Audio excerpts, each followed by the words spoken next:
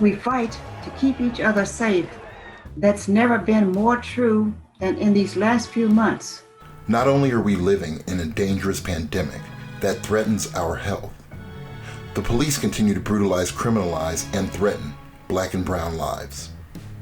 The police do not keep us safe. Funding our communities and our access to health and resources will keep us safe. If the police department was not taking up over 40% of next year's proposed city budget, we could begin taking care of our communities by funding real solutions instead, investing in the RISE Fund, the Equity Office, Austin Public Health Department, low-income housing, and many other things that provide actual safety for our communities, things that are yet to be funded by our city. Our current demands emerge from the intersection of two waves of collective people power. The first comes from 6 years of grassroots work by Communities of Color United to develop a people's budget that has been pushing for defunding APD and investing in public health, equity, and low-income housing. The second is the historic wave of uprisings nationally and locally that have made it clear in this moment that policing does not work. That's how, over the summer, after months of creative community action and countless hours of public testimony, calling for an immediate 50% cut in APD's annual operating budget, the city of Austin began taking steps toward prioritizing our health and safety instead of our brutalization and criminalization. Here's a breakdown of what happened after the City Council's vote. The City of Austin approved a budget that included a 5% cut to APD, about $21 million.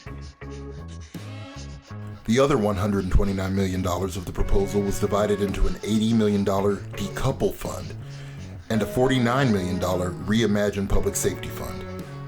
This is an accounting change that moved funds from APD into an independent fund outside of the police department.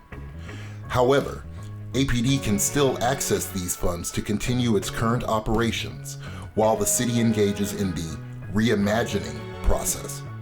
These funds will be moved outside of APD permanently only if community members continue to show up and push for that to happen.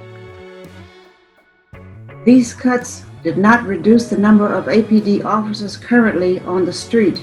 There is still much to be done to begin to demobilize the violence faced by communities of color at the hands of policing.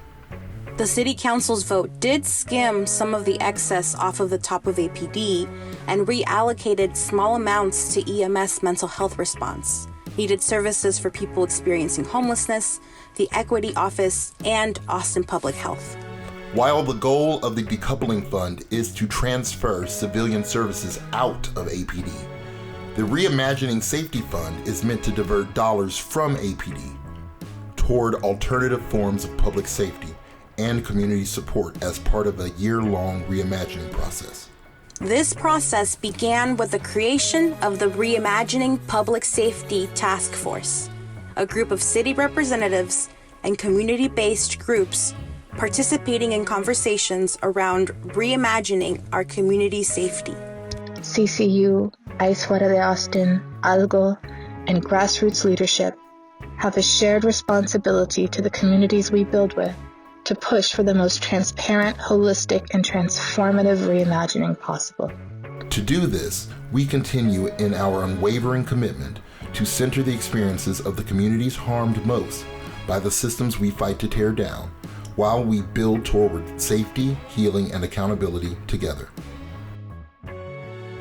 Reimagining public safety without the police will require members of the task force to match the courage shown by the communities we represent in demanding change.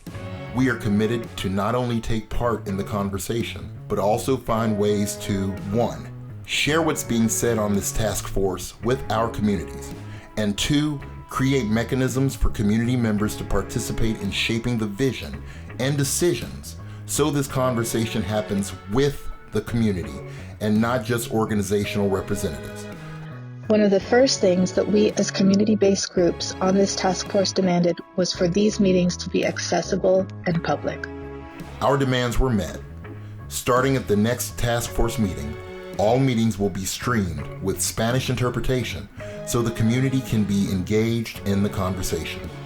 We are also working on creating a way for local community members most impacted by policing to have a voice in the task force vision and decisions, not just be able to watch the meetings. We invite all of you to tune into the meetings. This is a year-long process that can determine how we move forward as a city. We need you to stay engaged. Stay up to date on our social media for updated information around where the city is in reimagining public safety.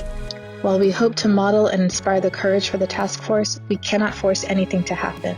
We are committed to engaging this process as courageously as our communities deserve. Reimagining public safety is going to take radical imagination, but it is possible, and we will get there together.